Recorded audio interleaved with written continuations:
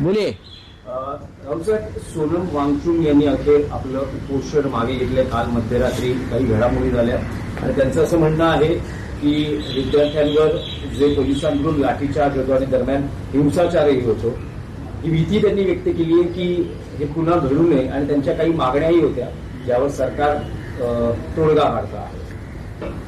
सोनम वांगचुक यांनी 26 दिवसांचं उपोषण मागे घेतलं. याबद्दल सगळ्यांनाच एक आनंद आहे. 26 दिवस त्यांनी उपोषण केलं. त्यांच्या उपोषणामुळे एक आंदोलन उभं राहिलं. देशातली युवा पिढी रस्त्यावर उतरली, इतर लोक रस्त्यावर उतरले, आजही आहेत ते. पण मध्यरात्री उपोषण सोडण्याची गरज नव्हती. हे सगळ्यांच्या समक्ष जंतर मंतर इथून त्याने हे उपोषण सुरू केलं होतं. तिथे येऊन त्याने उपोषण सोडलं असतं तर देश अधिक आनंदित झाला असता, हे माझं मत आहे. विशेषतः ज्या सरकारविरुद्ध आंदोलन आपण केलं त्या सरकारचे 2 मंत्री येतात आणि आपलं आंदोलन व आपलं उपोषण सोडतात. माझी अशी भूमिका आहे, मी असं म्हणतो एक आंदोलक म्हणून हे आंदोलन यशस्वी व्हावं म्हणून या देशातल्या हुकुमशाही विरोधी लढे देणाऱ्या अनेक संघटना, संस्था आणि राजकीय पक्ष एकत्र आले. त्यांच्यापैकी तिथे कोणी एखादा प्रतिनिधी उपस्थित असायला हवा होता. किमान अभिजित दिपके असायला पाहिजे. किमान या देशाचे विरोधी पक्षनेते असायला पाहिजे. हे आंदोलन देशाचं होतं. सरकारने कोणत्या मागण्या मान्य केल्या याच्याविषयी अजूनही संभ्रम आहे. जी मूळ मागणी होती ती मूळ मागणी निष्क्रिय आणि भ्रष्ट शिक्षण मंत्री या देशाचे धर्मेंद्र प्रधान यांचा राजीनामा घेतल्याशिवाय आंदोलन संपणार नाही, उपोषण संपणार नाही, ही आमच्या सगळ्यांची जिद्द होती. त्या मागणीचं काय झालं हे देशाला सांगावं लागेल. धर्मेंद्र प्रधान यांना का वाचवलं जात आहे आणि धर्मेंद्र प्रधान जर वाचवले जाणार असतील तर सोनम वांगचुक यांचं 26 दिवसाचं उपोषण काय कामाचं. आणि त्याच सोनम वांगचुक यांच्या त्या मागणीसाठी लाखो लोक देशभरात रस्त्यावर उतरले, जंतर मंतरपर्यंत पोहोचले. एक मुलगी शहीद झाली, एका मुलीचा मृत्यू झाला काल हिंसाचारात पोलिसांनी अमित शहांच्या पोलिसांनी त्यांच्या आदेशाने अत्याचार केले, डोके फोडली, हाडं तुटली. या सगळ्याचा विचार आता सोनम वांगचुक यांना करावा लागेल. जरी सोनम वांगचुक यांचं उपोषण संपलं असलं तरी मला असं वाटतं देशभरातलं आंदोलन जे शिक्षण पद्धती बदलण्यासाठी देशातल्या हुकुमशाहीशी टक्कर घेणारं एक आंदोलन जे उभं राहिलंय ते आंदोलन आता थांबणार नाही. मुंबईमध्येच आज एक महत्वाचं आंदोलन आहे. शिवतीर्थावर शिवाजी पार्कला आदित्य ठाकरे युवासेना प्रमुख यांनी आज आणि इतर सगळ्या संघटना संस्था मिळून राष्ट्रगान आंदोलन आहे. त्यानंतर रविवारी माननीय उद्धव ठाकरे आणि माननीय राज ठाकरे यांनी आयोजित केलेला एक विराट मोर्चा आहे. मुंबईत ठिकठिकाणी, महाराष्ट्रात ठिकठिकाणी आंदोलनं होत आहेत. बिहारला होत आहेत, गुजरातला होत आहेत, देशातल्या प्रत्येक राज्यात होत आहेत. त्याच्यामुळे वांगचुक यांचा उपोषण सोडल्यामुळे आंदोलनं थांबतील या भ्रमात जर सरकार असेल तर ते पूर्णपणे चुकीचं आहे. याच्यामध्ये विरोधी पक्षाला विश्वासात घेऊन सरकारनं ही पावलं उचलायला पाहिजे होती. सरकार म्हणतात किंवा आमच्या राज्याचे विद्वान मुख्यमंत्री म्हणतात आम्ही चर्चेला घाबरतो. आम्ही चर्चेला कशाला घाबरतो? चर्चा तुम्हाला हवी आहे. चर्चा तुम्हाला आम्ही इतर वेळी जेव्हा चर्चा मागितल्यात पुलवामापासून पेलगावपर्यंत तेव्हा तुम्ही चर्चा दिल्या नाहीत. दिल्या का चर्चा तुम्ही? शेतकऱ्यांच्या आत्महत्यांसंदर्भात तुम्ही चर्चा कधी देत नाहीत लोकसभेत. या विषयावर सुद्धा आम्ही पहिल्या दिवशी चर्चा मागत होतो. तुम्ही त्यातून पळ काढला. आता सरकारचे लोक जे आहेत ते आंदोलन संपवण्यासाठी पराकाष्ठा करत होते. या आंदोलनाला बदनाम करत होते. यात पाकिस्तानचं फंडिंग आहे, यात चीनचं फंडिंग आहे, अमुक आहे. हे भारतीय जनता पक्षाचे लोक सोनम वांगचुक यांना चीनचे एजंट म्हणून जाहीरपणे त्यांची बदनामी करत होते. जेव्हा हे आंदोलन हाताच्या बाहेर जात आहे आणि अमित शहांच्या पोलिसांचे दंडुके आणि बंदुका सुद्धा काम करणार नाहीत हे जेव्हा त्यांना समजलं तेव्हा त्यांनी हे आंदोलन सोडवण्यासाठी JP नड्डा, जितेंद्र सिंग यांना तिथे पाठवलं. पण ठीक आहे, आमचं सर्व गोष्टींवर बारीक लक्ष आहे. रावसाहेब, सोनम वांगचुक यांनी उपोषण मागे घेतल्याचं तुम्ही समाधान, आनंद व्यक्त केला. पण ज्या व्यवस्थेविरुद्ध किंवा ज्या सरकार ती व्यवस्था तशीच आहे. आंदोलन होतं त्यांच्या प्रतिनिधींकडून अन्न घेणं किंवा हे चुकीचं आहे. हा, हे चुकीचं आहे. हे नैतिक दृष्ट्या चुकीचं आहे. सोनम वांगचुक यांनी उपोषण जर सोडायचं होतं तर एका अत्यंत जखमी झालेल्या पोलिसांच्या लाठी हल्ल्यात त्या मुलीकडून, त्या कार्यकर्त्याकडून त्यांनी ते उपोषण सोडायला पाहिजे. त्यांनी उपोषण सोडायचं का नाही हा निर्णय सरकार घेऊ शकत नाही. हा निर्णय लाखो आंदोलकांपैकी कोणीतरी एकाने घ्यायला पाहिजे होता, असं एकंदरीत जनभावना मला दिसते. खूप लोक होते ज्यांच्या हातून उपोषण सोडता आलं असतं. अनेक मुलींनी, अनेक तरुणांनी तिथे आपलं रक्त सांडलंय, डोके फोडून घेतलेले आहेत. ठीक आहे, JP नड्डा आणि जितेंद्र सिंग यांच्यासाठी नाही, ती सोनम वांगचुक यांच्यासाठी आणि या राजकीय व्यवस्थेविरुद्ध त्यांचा हा हल्लाबोल होता. आणि शेकडो विद्यार्थी जे जखमी झाले, अनेक मुलींनी स्वतःला तिथे बलिदानाच्या उद्देशानं समर्पित केलं. त्यापैकी एकानं नेहा बोराच्या हातून उपोषण सोडता आलं असतं. तिने तुमच्याबरोबर 22 दिवस उपोषण केलं. कारण ज्या मुलींच्या छातीवर पोलिसांनी लाठ्या मारल्या, मुली म्हणतोय मी, लाठ्या मारल्या, त्यांच्या वस्त्रांना हात घातला, अशा अनेक मुलींनी त्याग केला. त्यांच्यापैकी एकाला घेऊन हे उपोषण सोडता आलं असतं. पण सरकारला उपोषण सोडवून घेण्याचं श्रेय घ्यायचं होतं. अमित शहा भयभीत होते, नरेंद्र मोदी भयभीत आहेत. एरवी नरेंद्र मोदींना देशाला संबोधित करण्याची वेळ 8 असते. काल रात्री 12 वाजता मोदी समाज माध्यमावरती आले. म्हणजे 8 पासून 12 वाजेपर्यंत ते भयभीत अवस्थेत होते. उपोषण सोडताना एक सरकारकडनं त्यांना आश्वासन दिलं की पेपर फुटीवर विधेयक आणून कायदा बनवला जाणार. बघा, हा विषय कायदा आहेच हो. नवीन कायदे का बनवत आहे? आता जे अपराधी होते, जे मंत्री, या सगळ्या बाबतीत 20 लोकांचा बळी गेलेला आहे. 20 मुलांनी आत्महत्या केल्या. त्यांच्या पालकांशी आपण बोललात का या विषयावर? त्या सगळ्यांच्या आई आणि वडील, भाऊ आणि बहीण या कालच्या आंदोलनामध्ये पोलिसांच्या लाठ्या खात होते. त्यांच्या भावना महत्वाच्या आहेत, अत्यंत महत्वाच्या आहेत त्यांच्या भावना, हे लक्षात घ्या.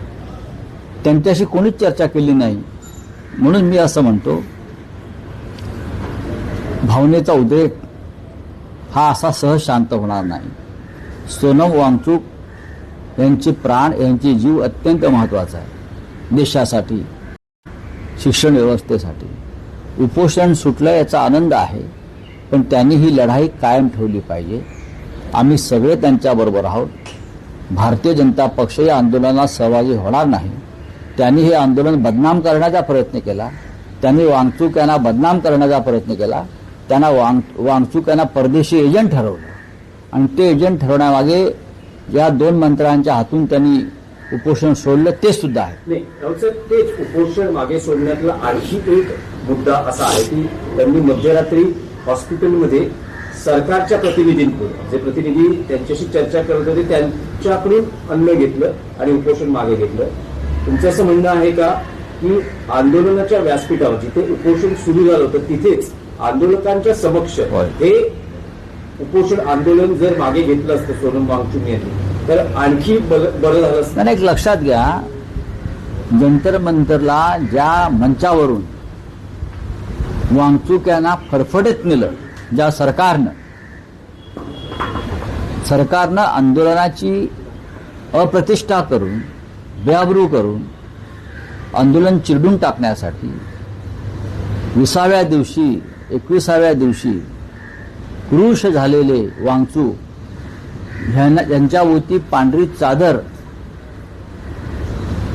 उभी करून भिंतीसारखी त्यांना अक्षरशः स्ट्रेचरवरून सुद्धा नेलं नाही, त्यांना फरफटत नेलं. त्या सरकारला हे दाखवायला पाहिजे होतं आम्ही सगळ्यांनी की त्याच जागेवरती आम्ही जाऊ आणि आम्ही उपोषण सोडू. कारण हे आंदोलन देशाचं, हे आंदोलन एका व्यक्तीचं नाही. एकटी व्यक्ती जेव्हा उपोषण करते, आंदोलन करते, तेव्हा त्याला काय अर्थ नसतो. असे रोज अनेक लोक बसतात उपोषणाला. पण जेव्हा त्या आंदोलनासाठी लाखो लोक रस्त्यावर उतरतात तेव्हा ते आंदोलन देशाचं आंदोलन होतं, लक्षात घ्या. त्याच्यामुळे त्याच जागेवरती येऊन या हुकुमशाही सरकारच्या नाकावर टिचून हे आंदोलन, हे उपोषण सगळ्यांच्या साक्षीनं त्यांनी सोडलं असतं तर त्या दिवशी ती रात्र ही राष्ट्रीय तेजानं तळपून निघाली असते. एक असं आहे की आता पुढे काय, जे तुम्ही म्हणता सगळ्यांचंच लक्ष आहे. कारण सोनम वांगचुक यांनी आपलं उपोषण मागे घेतलं, हे आंदोलन धर्मेंद्र प्रधान यांचा राजीनामा आम्ही नाही, हे बघा, अण्णा हजारे यांचं उपोषण संपलं, त्यानंतर अण्णा हजारेही संपलं. सरकार जेव्हा आंदोलनात सहभागी होतं, सरकारनं जर मागणी मान्य करून आंदोलन संपवलं असतं तर या देशाला एक नवी दिशा मिळाली असती. सरकारनं हे आंदोलन दडपलेलं आहे, दडपायचा प्रयत्न चालू आहे, हे सोनम वांगचुक यांना सुद्धा माहिती आहे. पण तरीही एक व्यक्ती या देशातल्या तरुण वर्गासाठी 26 दिवस उपोषण करतं, ही आमच्या सगळ्यांसाठी मोठी गोष्ट आहे. राऊतसाहेब, स्पेसिफिक प्रश्न आहे की धर्मेंद्र प्रधान यांचा राजीनामा घेऊनच हे आंदोलन थांबेल? माझ्या माहितीप्रमाणे कॉक्रोच जनता पार्टीचे जे प्रमुख आहेत अभिजित बिपके, त्यांनी आज जाहीर केलं आहे की आंदोलन सुरू राहील त्याच मुद्द्यासाठी, ज्या मुद्द्यासाठी ते सुरू झालं. सोनम वांगचुक हे सुद्धा त्या आंदोलनात सहभागी होतील अशी माझी अपेक्षा आहे. पण विरोधक पंतप्रधानांचा जो आज व्हिडिओ आहे ते म्हणतात की आम्ही पुढच्या आठवड्यात कायदा आणतो आहोत, विधेयक आणतो आहोत. आता विरोधी पक्ष या देशा जब वो आएंगे स्टेटमेंट करने दो उनको. रात के 12 बजे करने के बजाय दिन में पार्लियामेंट में आके अगर वो कहे क्या कहना चाहते हैं हम देखेंगे. तुम्ही पण ठेवू नका मोदींवरती विश्वास, अजिबात ठेवू नका, बर्बाद व्हाल. पक्षांतर बंदी कायदा अत्यंत कठोर आहे.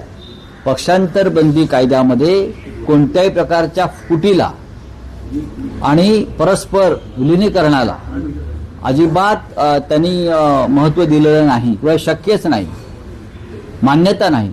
तरी मोदी, अमित शहा, देवेंद्र फडणवीस हे जे लोक आहेत राजकारणातले, हे पक्ष फोडतात, आमदार खासदार विकत घेतात, लोकसभा अध्यक्ष त्याला मान्यता देतात बेकायदेशीरपणे. ही त्या कायद्याशी, संसदेत झालेल्या कायद्याशी बेईमानी आहे. त्याच्यामुळे मोदी जो काय नवीन कायदा आणतात ती त्याच्यापेक्षा मोठी बेईमानी आहे. बोलिये.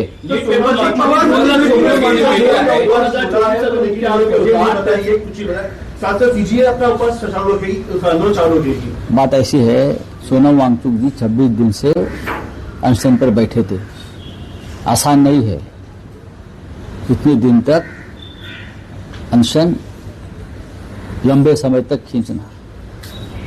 उनकी तबीयत, उनका जीवन देश के लिए बहुत महत्वपूर्ण है.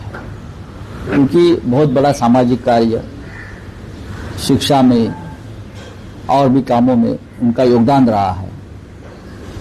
लेकिन जो अनशन छोड़ दिया है, जिनको हाथों से सरकार के जो नुमाइंदे आए थे, जो मंत्री, वो चिंता का विषय है। जिस सरकार ने युवाओं पर, छोटी छोटी बच्चे जो वांगचुक जी के लिए आए थे वहां लाखों की संख्या ने, कुचल दिया उनका आंदोलन, लाठी से मार दिया, गोलियां चलाई, छर्रे वाली बंदूकें चलाई, हाँ, हड्डियां तोड़ दी, सर तोड़ दिए, खून बहता था सबके मुंह से और शरीर से। तो जंतर मंतर में से जिस तरह से वांगचुक को उठाया, जबरदस्ती से स्ट्रेचर तक नहीं लाया, दिल्ली के पुलिस, अमित शाह के पुलिस उनको खींच कर लेके गए। तो मेरा यह मानना है, अगर अनशन छोड़ना था तो उसी जगह पर जहां से उनको पुलिस दिल्ली के खींच कर लेके गए, वहां जाकर हजारों जो वहां बच्चे बैठे हैं उनके सामने अपनी बात रखकर यह आंदोलन छूटना चाहिए था। 2 लोग अंदर आ गए और आपको कुछ पिलाया, चाहे जूस हो चाहे सूप हो, मुझे मालूम नहीं, और आपने आंदोलन छोड़ दिया, उपोषण अनशन छोड़ दिया। उसका मतलब क्या होता है? इस आंदोलन को कुचलने में कोई कसर नहीं छोड़ी मोदी जी की सरकार ने, अमित शाह जी की सरकार ने, और उनके 2 मंत्री आपके पास आए थे। अगर आप चाहते तो अपोजिशन लीडर के साथ भी आप ये कर सकते थे, क्योंकि इस आंदोलन को ताकत देने का काम देश के अपोजिशन ने भी दिया है। राहुल गांधी ने भी लाठियां खाई है। महाराष्ट्र में उद्धव ठाकरे और आदित्य ठाकरे जी के नेतृत्व में आंदोलन हो रहा है।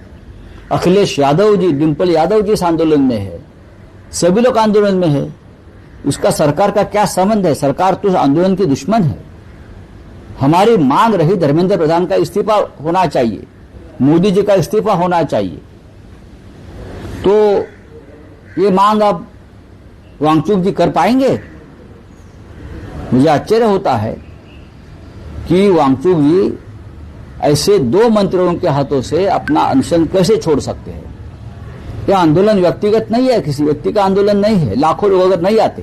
वही है कि कल देर रात सोनम वांगचुक जी से सरकार के 2 मंत्री मिलते हैं, उनको विनती लगातार की जाती है और उसके बाद सोनम वांगचुक अपना अनशन पीछे लेते हैं। विनती इसलिए करते थे कि हजारों की, लाखों की संख्या में बच्चे आए, पूरा विपक्ष सड़क पर उतरा, मोदी जी के ऑफिशियल रेसिडेंस को भी राहुल गांधी के नेतृत्व में घेर लिया।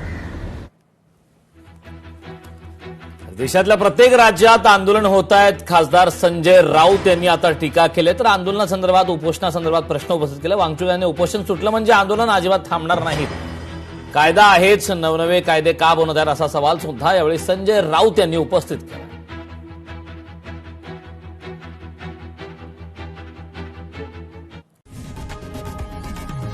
लोकशाही मराठी ऐका, पहा, जागरूक रहा।